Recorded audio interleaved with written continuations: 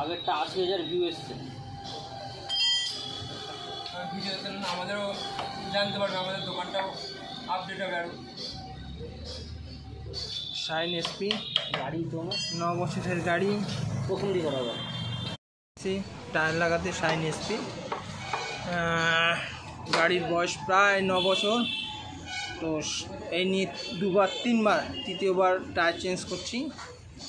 তো টায়ারের সামনে যে টায়ারটা ছিল সেই টায়ারে খুব বাজে অবস্থা, একদম কিচ্ছু নেই পুরো।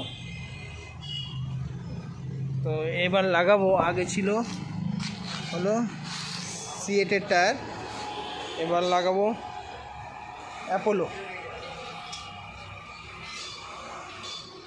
তো আমরা টালিখোলায় কলকাতা টায়ার্স, তাই তো কলকাতা টায়ার্স তো।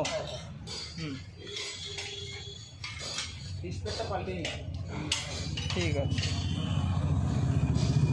অ্যাপোলো